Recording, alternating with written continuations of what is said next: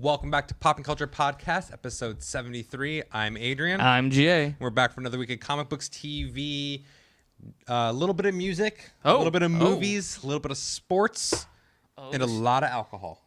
The sports ball talk. The sports ball talk. Yes, I'm wearing a sports ball t-shirt today. So, yeah, sports ball talk. Okay. Why don't you tell everybody what we're drinking here? This week, it's gin week month still, so we went with a gin swizzle. So the Swizzle. It's the swizzle. Do you remember what's in the Swizzle? It is gin and club soda and lime juice. And did you put the sugar in there? I did. So superfine sugar. I feel like there's one other ingredient that I can't. Club soda. So essentially what it is, it's 2 ounces Oh, of... it's the ice. That's what I was thinking of. In the recipe, there's 5 because one's ice. So there's 2 ounces of gin, 3 ounces of club soda, 1.5 ounce of lime juice, and then a tablespoon of superfine sugar, but I used simple syrup. Tablespoon or a teaspoon? Doesn't matter. Sure. Doesn't matter. Because Okay. when it comes to simple syrup, you can't do the same amounts because the water's in there. That's true. Yeah. I'm afraid it's going to come out very limey because 1.5 ounce per drink, that's a lot of lime. That is a lot of lime. When we made the XYZs, it was not even close to as much lemon, and that was already super lemon. No, it was what, 3/4 of an ounce? Something like Yeah. that. So let's see what we think. All right.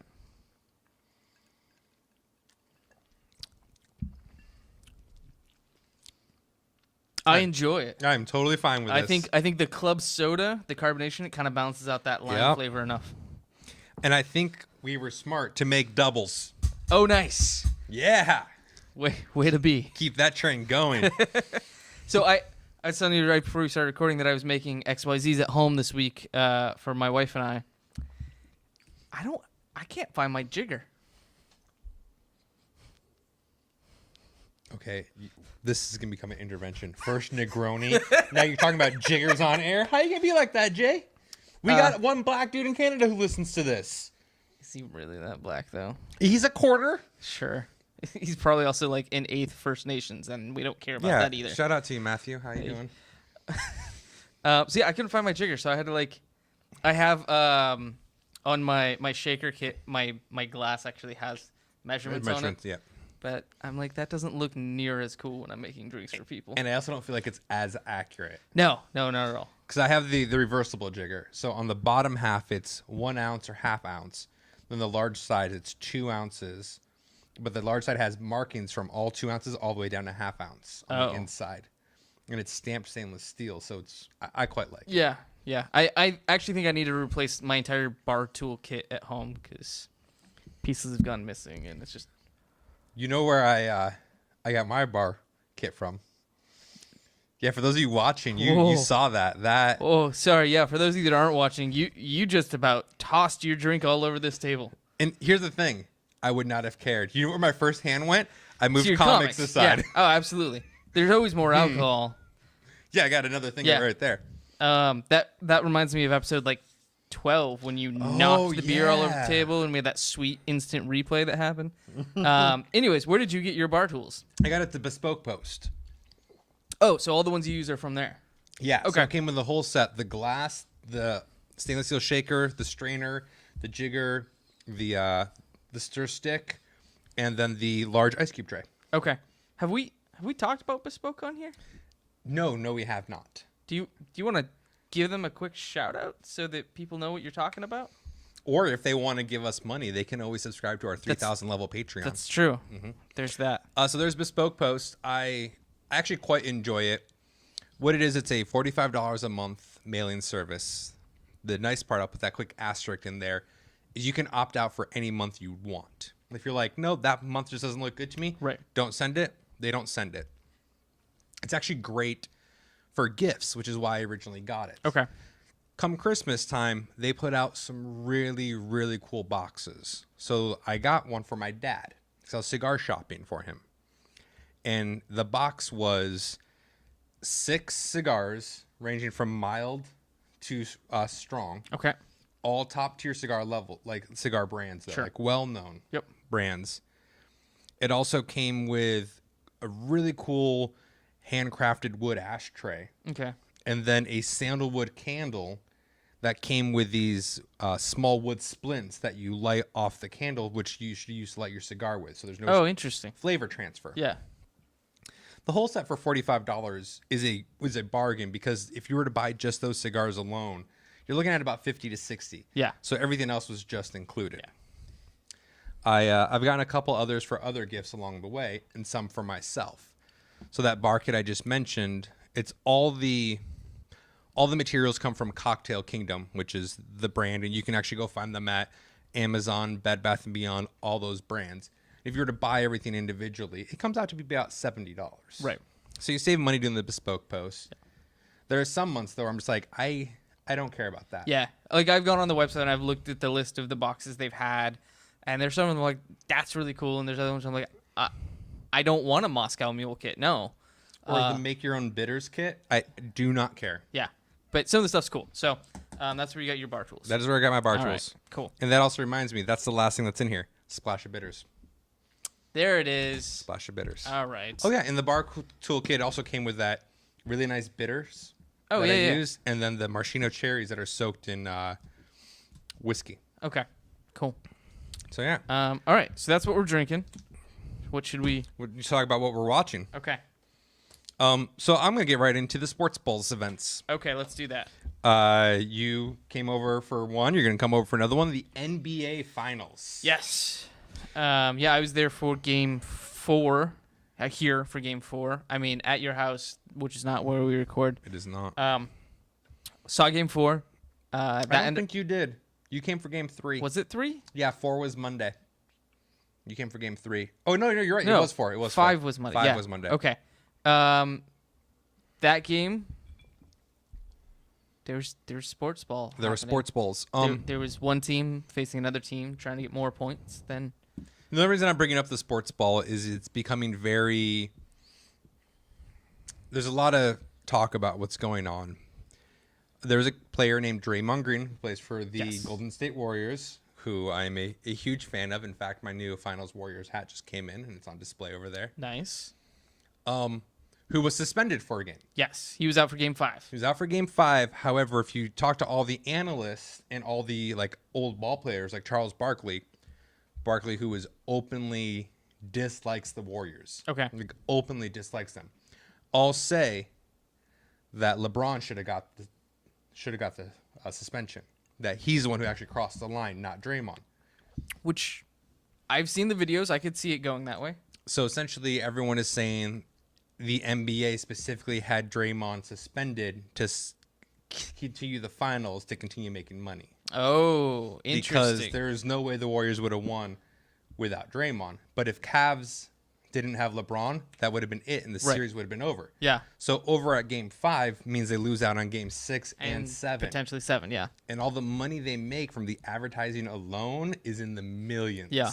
So people are saying that's why Draymond was... Interesting. I mean, really, that just means we can't trust any sports management. Because, I mean, I don't trust Roger Goodell at all. No. Well, and that's kind of what it boils down to is the referees are hired by independent counsel, right? Okay. However, the decision for suspensions come from the NBA, not the referee committees. Interesting. So the NBA is the one who actually decides the fines and the suspensions. Okay. And they're the ones who actually did the suspension for Draymond Green. Interesting. Okay. Well, we got Game 6 tomorrow night. Game 6 tomorrow night. And then if it goes to a Game 7, that's Saturday? That is Sunday. Sunday. Okay. Because my plane ticket is to leave Sunday morning. Returning Monday. Uh-huh. Yeah. Why are you surprised? I'm not surprised. I'm a little jealous. No, man, it's good. It's good. It'll be good. Okay. Okay, so I've been watching the NBA Finals. Sure. And I've been watching the baseball. I won't bore anyone with the baseball because I know, it's just me. So as far as TV shows... Real quick, are you guys still number one? Oh, I haven't looked. So all I've been seeing is Brewers lose, Brewers lose, Brewers lose. Yeah, we beat 10-1 today. Yeah. We lost to the Nationals today, 13th inning. Okay. We lost Game 1 to the Nationals. We won Game 2. Okay. So they actually played with their two best pitchers, whereas we did not. Sure. But we are still number one. Okay. So new shows that I've kind of started. Okay. The first one I want to talk about is Angie Tribeca. I've never even heard of that. It's starring Rashida Jones on TBS. I love Rashida Jones. It's sad that she's fallen to TBS. I know. She's hanging out over there with George Lopez's ghost. And Conan O'Brien. That's true. All right. Who, meh. I mean, some of his interviews are funny. So it was real rough. Okay. I watched episode 1. I'm like, well, you know what? I'm going to give episode 2 a shot. And I couldn't do it. Ooh. I just couldn't do it. The whole thing is she's a police officer, and it's supposed to be satire. Right. But it goes beyond satire to annoyance. Oh. Where the jokes are no longer funny. You're just like, why? Why is this still happening? Yeah. So I was a little disappointed with that, but it is what it is. The other thing I watched is the new Netflix original, Voltron Legendary Defenders. Oh, snap. I forgot that's up. It's not great. Oh. There goes my childhood. It's not. No, see, that's just it. It's not great. It's not bad. Like, it very much is like, well, that is exactly what I expected it to be. Okay. It is very much clearly gauged towards younger audiences. Well, yeah. So if you watch the Thundercats relaunch, it's the exact same kind of thing where you're like, this was enjoyable enough that I did not think it was bad, but Okay. I understand I'm not the audience. Okay. What blew my mind about that was the voice talent. Oh, really? Steve Yeun from The Walking Dead, Uh-huh. Rhys Darby, Okay. Beatrice LaCroix. Ah. She's the girl from the Scream TV Yep. shows. Yep. I can't remember the other actress. I'm like, I see you in everything. You're a bit actor in everything that I've ever seen. But just to see Stephen Yeun's name on there and Rhys Darby was very surprising. Yeah, yeah. But so Voltron Legendary Defender, it was fine. All right. How much did you watch? Just the one episode, or? I seen the first 3. Okay. Saw the first 3. The first one was about them getting the lions. Okay. The second one was them trying to figure out how to actually form Voltron. They just got an instruction sheet from IKEA. Yeah. Well, that's the problem, is that's not in English either. So it was like, no, it was all about, like, they had to learn how to be a team and how to actually instinctually trust each other. And they actually, some of them didn't like each other, so they couldn't actually get along, and they couldn't form Voltron. So they got the hang of it by the end of the second one. The third one was them being Voltron and defeating the enemy du jour. Sure. And then the fourth one I haven't watched yet. Okay. But I will. I'll watch right. them all. They make good background Now, noise. is this being released weekly or No, all at it's, once? it's all at once. It's all already out there. And how many episodes is it total? I want to say 12, Okay. but I'm not 100% on that. Sounds about right. And then the other Netflix original I watched was Crystalia Incorrigible. Okay. Stand up, I'm assuming. Stand up, hour and a half long stand up. So I have only ever seen him in sitcoms and listened to him on podcasts. I've never seen him do stand up. So I'm in the same boat as you. I saw him in Whitney, Yep, that was my first exposure to it. and that show was horrible, but I thought he did a great job, and I really liked him. Okay. I saw him in a couple other things here and there, Undateable. Undateable, Yep. and then some podcasts, and I'm like, I like this guy. Yeah. So I listened to his stand up, and it was funny. Okay. Like every other hour and a half long stand up, there were some parts where you're like, all right, this is going a bit long, but as a whole, I thought it was really funny and I enjoyed it. Okay. Maybe it can count as a movie. It was an hour and a half long, whatever. Put it as TV. I mean, that means I can count every episode of Sherlock as a movie. Good point. So those are the TV shows I watched aside from one I had already been watching, which is American Grit, and it had its season finale. How is the finale? It was good. It was rough. Like, I felt bad for those people. Okay. Like, that last test was grueling. The team I wanted to win won. Okay, which that's I good. love. Yeah. My question is, though, so this was all built at the base of Mount Rainier, and they did it over the winter. Right. Can I go now? Is Like, it all there still? That's what I'm wondering, because they're going to do a season 2. Is it going to be in the same place? I do you don't. know? I have no idea. Yeah. But if they were smart, they would leave that up and charge people Oh yeah. to go do it, right? Like if you could go to where American Ninja Warriors filmed and try, well, maybe not us. We might not be the right audience. For this. No. But for some people that are a fan of American Ninja Warrior, if they could go do the Iron Mountain or whatever the hell it's called, Right. they would pay for that. Absolutely. And that's kind of the thing with American Ninja Warriors. Like, we watched the first 2 episodes of the new season, and they rotate where it's at. Like, it was episode 1 was in Universal Studios. Oh, interesting. All the semifinals. Okay. And then the actual, when you get to when you make it in, it's all in Vegas. Okay. Which Vegas is becoming a hot spot, more so than usual for entertainment right now. Why is that? They got the NHL approval for the extension. There it is. Yep. They have like a bunch of pay-per-views going there more than usual. Okay. Like they are just bursting at the entertainment seams. Yeah. But I've still never been. I don't care for it. Yeah. All right. So for me, most of the stuff I watched was my normal stuff. So Game of Thrones, Preacher. I'm loving that show. Okay. I heard before I watched this last week's episode, which is the third episode, I heard a lot of people say it was too slow for them. I thought it was fine. It's weird. So it's doing like what Walking Dead did with their first season, where it's only 6 episodes. Right.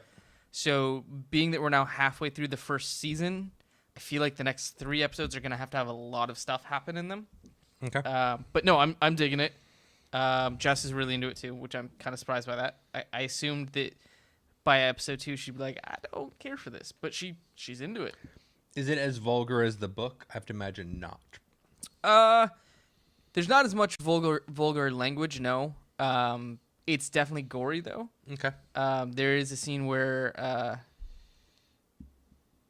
I'm totally blank. Cassidy, the Irish drunken vampire, does just go to town on somebody.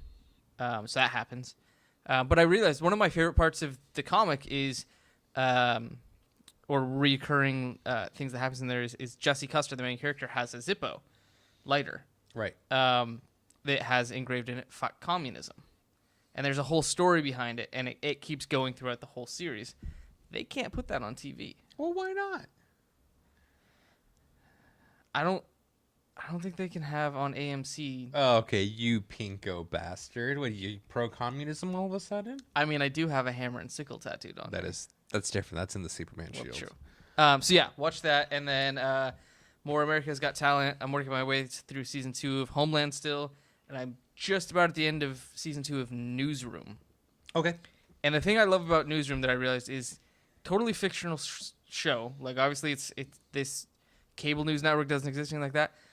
But all the storylines are based on actual news stories. I believe that, sure. So like they just got to the point where Benghazi happened. Okay. So now that's like a big thing they're reporting on is like, oh, well, shit, there's riots. And obviously I lived through Benghazi because it was only a couple years ago. I totally forgot that it had to do with a anti-Muslim film that was being aired in Georgia. I totally forgot about that because you don't hear about that. All you hear is Hillary Clinton, Benghazi. Yeah, Hillary Clinton.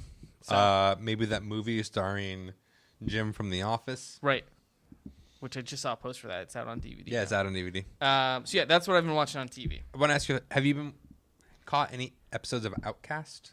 I have not. I have no interest in it. See, me either. And I read the first issue of the book, and it was horrible. Yeah, I think I had the same. Look, Kirkman does one good thing, and that's Invincible. Absolutely. His other books are horrible. Sure. So as far as things that are still being published, yes. Right. Yeah. So yeah, okay. I was just gonna try to get your opinion if you watched it. I have not watched it. So Game of Thrones has 2 episodes left, and like I said, Preacher has 3 episodes left.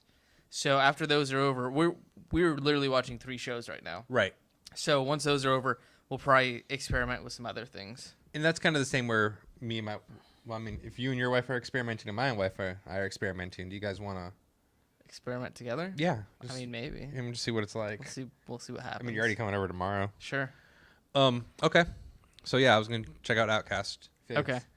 Required. Any movies? I watched 1 movie. Okay. I went and saw Warcraft. Okay.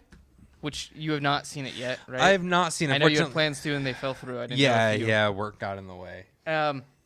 I was actually pleasantly surprised with this movie. Dude, go ahead and spoil away. So I have been in the Warcraft mythos in some way, shape, or form since 1995. Okay. So that's when Warcraft 1 came out. Which, that game. The graphics were so bad. It was like GTA 1. Like, just horrible. GTA 1 was so bad. The top view down, and you moved. Oh, man. But it was so fun. Oh, yeah. Anyways, so I've not played World of Warcraft, though. Okay. So I played up through 3, and then I stopped. I was under the impression that this movie was going to be very steeped in the World of Warcraft mythos. And it's not at all. It is, like, Warcraft 1 storyline. Yeah, that's what they say. That this is gonna be 1, and then 2 is gonna be like they are gonna follow source material, Which makes me a lot more excited. Okay. Because I thought it was going to be like all these missions and there was going to be like some scene where there was a raid and all this. And I'm like, I don't care about any of this. But I went into it and had low expectations because of that, but came out actually very pleasantly surprised. I do have some plot issues. There's some things in there, some extraneous scenes, but you're always going to have that. Right. When you watch it, you'll probably see what I mean right away. But therein lies the question, and not to interrupt you. Thinking about those scenes, there is a director's cut with a bunch of footage that was left on the cutting room floor. Do you feel like, as a viewer, you missed out on certain things? I mean, it depends on what it is. Because obviously, I've watched movies on DVD where I've gone and watched the deleted scenes. I'm like, I can see why these were deleted. Sure. I've seen director's cuts that I was like, that's an extra 40 minutes of my life that I'm not getting back. I think the scenes in particular that I'm thinking of are ones that were supposed to have impact that pretty much fell flat. Okay. And then later on were proven to not be worth it at all. So like scenes that really should have been cut out. But no, I would say overall 9 out of 10. Awesome. I was expecting like a 6. So I was very surprised or very. My friends who went that I missed out with all said good things about it. They're all looking forward to it being a trilogy. So I know reviewers are bashing it. Yeah. Like critics, but actual people who aren't critics are like, no, this was good. I liked this. See, and I fun. think I would question how many of those critics, and I know this goes against so much I've said about comic book movies, how many of those critics actually understand anything about Warcraft and got the fanboy moments where, oh, this is that character. Because otherwise you're seeing people beat each other up. Which is going to be my thing. I've never played any of the Warcraft games. Okay. So to me, it's going to just be a movie. Okay. So I'd be curious then if you... I mean, part of my affinity for it is probably just because I have that nostalgia of those games. And there are definitely things that I hold nostalgic love for, and I'm just like, well, that got me through. Like, my love for it got me through. Right. Whereas there are other times where, and I say this, and I will say this to the day I die, the Daredevil Ben Affleck movie.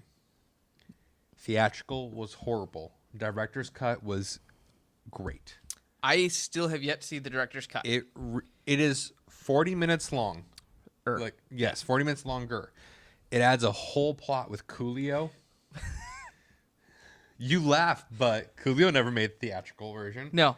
And it's all about Matt Murdock, how he uses his skills as an attorney, and that is how he found out who Wilson Fisk is. Right, because it never explains that at all. Right, because otherwise, suddenly he shows up, he starts fighting Fisk, and the police show up, and he's like, they're here for you. And you're like, why the fuck are they? Yeah. So it explains all that. It brings it all together in a much, much nicer little tidy package. Okay. All right. So, what did you read this week, or what did you buy? Oh, I have movies. Oh, sorry. Oh, yes, I have movies. I apologize. Yes, go ahead. That's okay. Well, let's top you off there. Okay. I really think making extra was the right way to go. I think we need to, do that for always. Yeah, obviously. I watched Dose movies. Okay. The first one I watched was Witch. Which one is that? It's the one with the witch. Okay. Which witch? The Witch. Oh, the Witchy Witch. The Witch, yes. It is by A24, which is an independent movie producer of a larger company. Okay. I've been turned off by the last couple of A24 movies I saw. They've been hit or miss for me. I saw Room, which I really liked. Sure. And I saw Dark Places, which I really did not like. Okay. I think the last one I saw from them was... Oh, no, I'm totally blanking on this. Jennifer Lawrence, Christian Bale. They're the Hustlers. Oh, yeah, American Hustle. Yeah. They also did that movie. The Nice Guys. The one with Russell Crowe. And that's one I actually really want to see. Everyone I've talked to that's seen it loved it. Okay. All right, so tell me about Witch. Witch takes place in the colonial days. And it's all about this family that has left their plantation and colony and has gone off on their own because they felt they left England for religious freedom. And they did not feel this place was following the Bible. Okay. So they are now on their own. So they're a bunch of Quakers? They are a bunch of Quakers. And again, sorry, Matthew. And they go off on their own. It's the mother, father, eldest daughter, son, the twins, and then the young baby Samuel. Okay. The eldest daughter has the baby. She takes it out and it's playing with it by the not that far from the woods, like peekaboo. And one of the times she's doing peekaboo, the baby's gone. Of course it is. And the dad swears that it's wolves and it's a witch because you see what they don't know, and it's the family's descent. Okay. And the struggles they start having with, because it's burn the witch, and well, which one's the witch? And then the eldest daughter gets accused, and the siblings get and it's the descent. The mother's in madness because she lost the baby. Okay. The dad's trying to keep some semblance and not blaming anybody, but he's losing it, and it's just their spiral down. Sure. So I will say the acting was amazing. Okay. Great acting and phenomenal cinematography. Okay. Both really good. I didn't love the ending. Okay. I feel like the movie had ended, and I feel like they tacked on an extra minute. I hate that. Fine, whatever. It wasn't enough to spoil the whole thing for me. Overall, I thought it was a decent movie. Okay. It wasn't good. It wasn't great. Is there anybody recognizable in it? No. Okay. No. Oh, that's not true. The mother was the same woman from Game of Thrones who breastfed her son way too long. Oh. That's as recognizable as they get. She's the witch then. I mean, She's not even the witch. She's not even the witch. Oh. Maybe she is, and she just blamed it on somebody. Innocent bystander. I don't know about all that. Overall, though, I get they were trying to build suspense and make it more kind of on your edge of your seat. They did not do a great job of that. Okay. But it looked so nice in the way the scenes were filmed, in the acting. You gave it a pass. Okay. Maybe worth seeing once. I'll never watch it again. Okay. Fair enough. The other movie I watched, which you forgot to take with you, is Zootopia. Yeah, I realized that when I got home. Yeah. All right, so you waited all the way until home release. What did you think? And it's funny that you say all the way till home release. All the 3 weeks to home release. So this movie came out last Tuesday. It was 3 days before it came out, and Michael's like, "Oh man, I haven't seen Zootopia in theaters. We should go." I'm like, "Fuck yeah, let's go right now." And then we're like, "Oh, it comes out on disc in 3 days." Yeah. And we'll just get the disc. And we did, and I really it was fun. It was a good Disney movie. Okay. I had fun with it. Cool. It was definitely funny. You kind of saw where it was going. And part of me, this is why I'm very envious of my wife when we watch movies. Because she's naive to all of the common plot points. Yes. Yeah. Because I'm watching them all like, oh, this is going to happen. She's like, how do you know that? And I'm just like, how do you not? And then I'm always envious by, I would have wished I would have been surprised. This would have been a lot more fun if I was like, that's the film. I didn't see that coming. So to go along with that, back when The Notebook came out, actually probably a year after it came out, after it was on DVD, I was dating a girl who really wanted me to watch. She was bugging me for months to watch it, and I finally did. The first 30 seconds of the movie, I'm like, oh, they were married and in love, and now the wife has Alzheimer's, doesn't remember him, and they're living together in a home, which is the whole plot of the story. Done. There's not really that much that gives it away in that first 30 seconds, but I guessed right away. She got so pissed she turned it off. She's like, I don't even watch it now because you know what happens. Sorry. Don't make it so obvious in the opening scene. Right. But anyway, so I try not to say it during the movie because I don't want to spoil it for her. And every now and then I might say small things, but I try not to. But it was still fun. I still really enjoyed it. Okay. I thought it was really cute.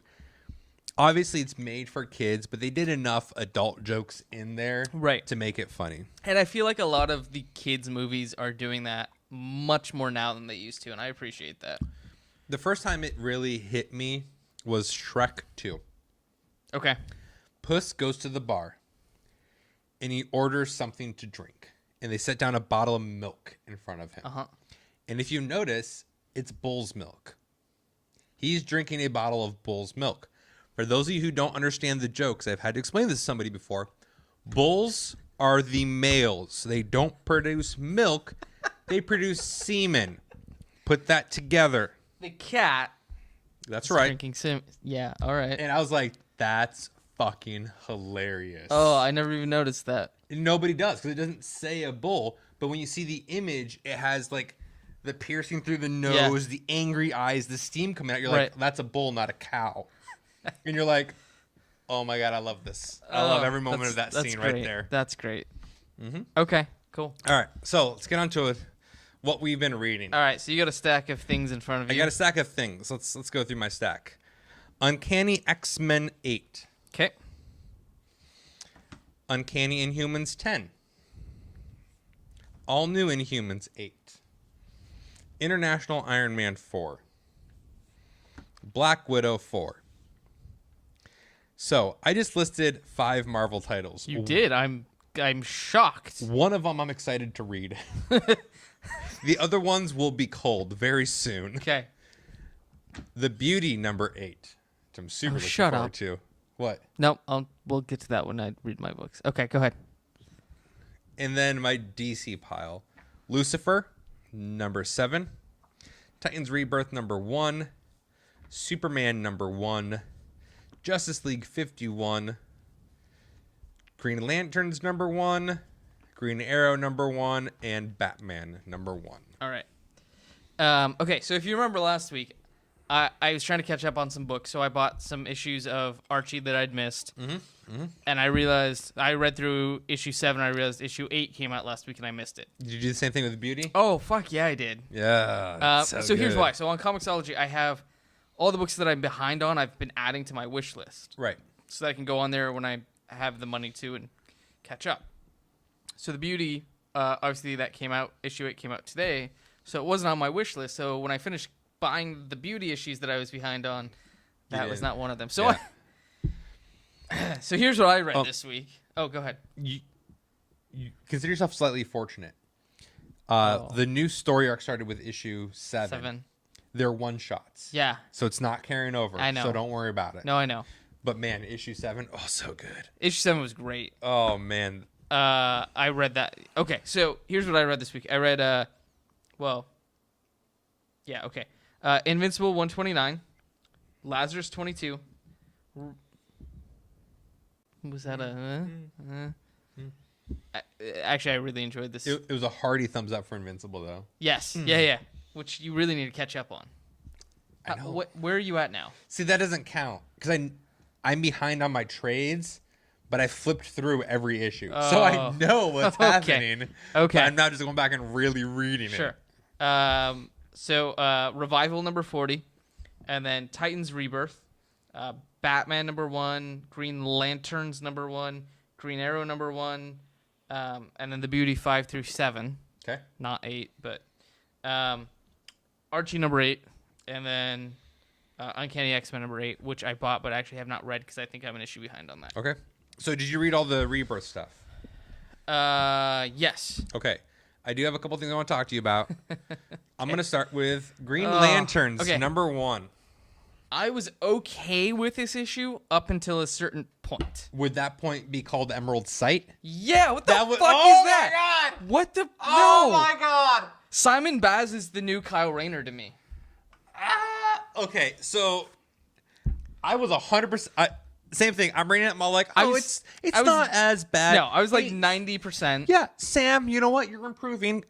Because I really like him as a person. Yeah. I don't love your writing. I'm like, oh, okay, sure, fine. You motherfucker! I hope you got Orlando reference. Like, so Simon Baz now has a thing called the Emerald Sight. So they've given him a new power where he is a precog through his ring. He's now and he has a precog about the people that made his ring, where they're saying this is the most powerful ring we've ever made. No, that's from the beginning of not Titans, but Rebirth number 1. Remember when he's flying away with the new ring? Oh, well, yeah, whatever. That's what that is. There's Atrocitus. There's his brother becoming a Red Lantern. There's him dying. Like, it's just Lantern Simon Baz. You have the ability to experience Emerald Sight. No, I don't need. Here's what bothers me about this. The Green Lantern ring was called the strongest weapon in the universe. How about you just let it be what it is? Yeah. Don't say that any one ring is more powerful than anybody else. Say the wielder of the ring has a more powerful Will. but the ring, no, fuck that. And I don't want Emerald Sight. I don't want them to have No. these crazy other superpowers. I get that Cloud Rainer had all the powers because he literally controlled every ring at once. And when he recreated the core, he was then again just a regular lantern. Yeah. And at the same time, I have no problem with the gauntlet that Hal Jordan has having more power because it's a different weapon. Sure. Agreed. So, so angry. So angry. Fuck the Hell Tower. Yeah. Like, here's my... This is way out on a tangent, but here's my problem with that. Hell is a concept that was created by human religion. Correct. Atrocitus is not human. In fact, he's actually from literally the farthest place away from Earth possible. Right. His sector is all the way out there. Why is he naming this thing? Granted, it's on Earth, but it's not based on Earth. It apparently is something that's existed elsewhere at other times. Why is he naming it a Hell Tower? Well, because in his tongue, it's the tower. Sure. And it's just roughly translated to Hell Tower, yeah. Sure. I don't know. It's stupid. So angry. I was like 90% in the book until the vision thing and all that. Right there. With that said, though, I liked a lot of the rest of the Rebirth books. Oh, yeah, absolutely. I loved Superman Rebirth. I loved it. Okay. Like, everything about it made me happy. I did not read that. So I recant my previous statement. I didn't read all of that Rebirth. No, I read the Rebirth stuff that I bought. And that's what I meant. Okay. Superman Rebirth mostly takes place... It's more about him and his family and the family interactions and all that. And it was super, super sad. Like, I'm a grown-ass man, and Superman made me feel things, and Justice League 51 made me feel things. So... Does it bother you that Justice League is still 51?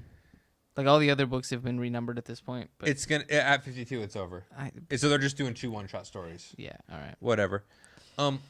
This one I felt so bad because his son is trying to come to terms with his power, right? Okay. And he has this cat, and he loves his cat, and his cat's Goldie, and he runs around with it, and he plays with it, and they're outside, and this hawk attacks Goldie. Okay. And the son doesn't know how to control his powers yet, so he lets go of his heat vision, but actually kills the bird, kills the eagle and his cat. Oh no! And and you're just like, oh. And the fact that I don't like dogs, but I love cats, I'm like, no, I'm done. I can't anymore. You're like, why couldn't you just shot up Crypto? Yeah, like that's fine. I mean, really, somebody needs to do that shit. But like, even his cat looked like my very first cat, like the peach and everything. I'm like, nope, I gotta take a moment. Okay. And then I watch sports balls, and then You're like, I am a man. It's okay. breathe, deep breaths. I just need to rinse my eyes out with whiskey. That's right. So Titans Rebirth, what'd you think? I am super excited to have Donna Troy back in the books.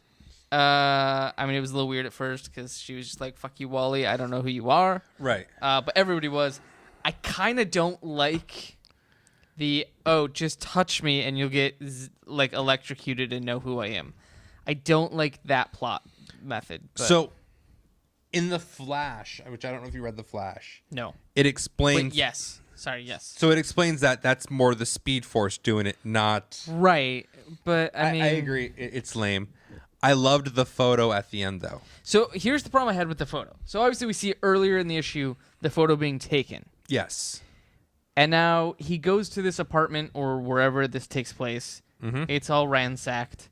But everybody else in the Teen Titans seems to know this apartment. Yep. He picks this photo up off of the middle of the apartment floor. Mm-hmm. But nobody else in the Teen Titans who frequent this apartment have ever seen the photo before to recognize him. Did you read Titans Hunt? I didn't get the last issue. We see this photo in Titans Hunt, but Wally's not in it. Okay, so that makes more sense. Mm-hmm. Okay, got it. So and I had the same discussion with someone else. So like, I don't get like, clearly he's been there the whole time. Like, if you're at Titans Hunt, you see that photo, but he's not in it. Yeah, I haven't read. And if you look at the photo now, like, look at just put your thumb over Wally, and it still looks like a complete photo. All right, So yeah. Okay, so I need the to guy finish who wrote that. But Titans Hunt wrote Titans Rebirth, and he wrote the Justice League issue that kind of leads into Rebirth. So okay, yeah. Dan okay, Abnett. that makes no Lanning. What's Lanning up to these days? He hasn't written with Lanning since he went to DC DNA is broken up. Now it's just Dan Abnett and Andy Landon's doing something. All right. He's flipping burgers somewhere. Yeah, he's got to be doing. He's I don't know. Yeah. All right. Cool. So Batman. I do want to ask you about Batman real fast. What'd you think? I have a lot of problems with this book.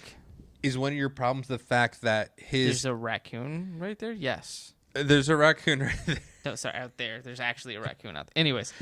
It's a squirrel, not a raccoon. Okay. The fact that he's in the Batmobile and he has an ejector seat, and apparently the ejector seat is powerful enough to move and fly a plane. Is that a problem you had? Because that was a problem I had. No, the ejector seat didn't move the plane. It was separate thrusters. The thrusters from the ejector seat, I believe.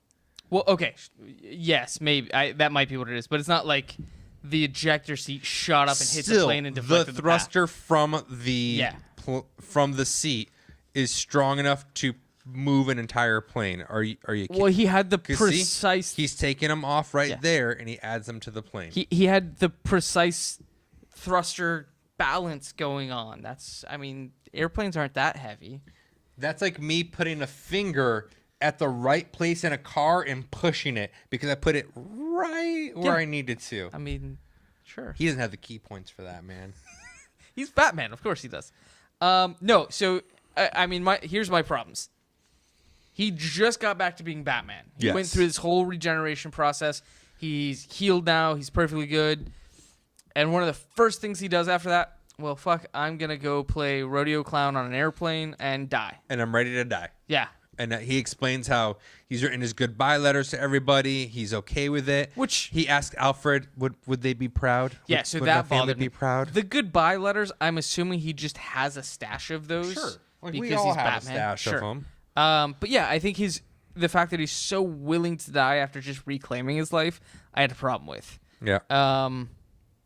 And the whole let me tilt the plane at just the right angle to fit between these two buildings. No. The other thing I thought was weird was like Duke. He's like, Duke, what's the right angle? And Duke's like, well, 3.5 angles this way, 9 point this. I'm like, I didn't realize that Duke was actually Good Will Hunting. I'm not getting issue 2. I think this is the first book I can comfortably say will be traded. I will probably get singles through the first arc and see what I do from there. Sure. I think it's hard for me because I know that it's not Snyder and Capullo on this book anymore. Right. But I have that now. I have that recent nostalgia of the whole run they did in New 52, which I loved. But yeah, this might be something that I may become more of a Detective Comics than a Batman. And I'm super excited for Detective. I'm definitely going to do Batman in trade at this point. Okay. I might read it off the shelves and change my mind that way. After reading issue 1, if I had to make a decision now, trade paperback. Right, and I totally get that. So. And I feel the same way about Green Arrow. Yeah, so did you read Rebirth #1? Yes, I did. And one of the things that you said that I concurred with was the dialogue was terrible. Yes.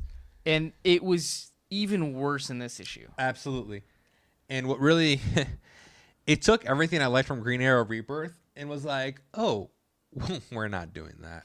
I'm like, I love that it's just Ollie and the Black Canary and that they're kind of bringing him back to this character he was. And I'm talking about, you guys all recall, I was like, yeah, I like how they're getting to the essence of who he is.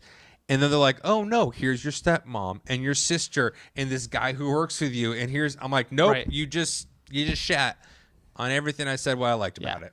And the issue kind of telegraphed itself too. As soon as he went to the guy in his company and was like, hey, I have questions about this. You knew he was the bad guy leading this thing that he's trying to bring down. As soon as Ollie was like, oh yeah, this guy I trust with my life. Well, you've made a mistake in that. I thought the last panel was an interesting twist. I didn't see them going that way with the stepsister or whatever. Is she a Nazi? Half sister. Well, she's not a Nazi. I was joking. She might be. The Japanese were pretty much Nazis in World War II, right? The question I have is, how does he take that many arrows to his organs and survive? Because it's a comic book. Fair enough.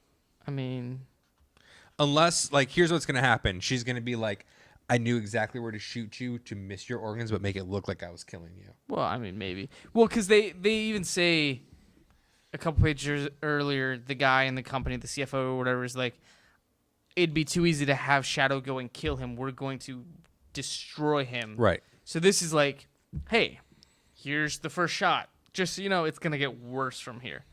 So, I mean, I'm sure they're going to have something like that. But I did. I'm sorry, go ahead. I like you said, coming from Rebirth, I had high expectations. And then we get into actual issue 1 and not so high of expectations. And now. the other thing, which I think is just totally me being stupid, and I understand that, is him and Canary in bed together, being all kissy and lovey, and then later in the book, she's like, "No, I don't trust you. Yeah.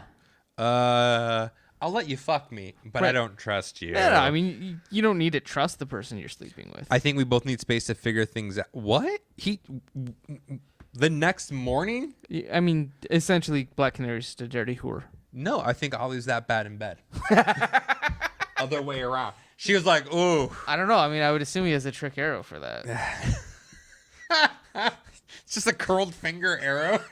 Two fingers. I mean, it's Black Canary. Yeah, well, I mean, that's where the boxing glove arrow came from. I get it now. I think that's it for me this week. I'm going out on a high note. Bye. See ya.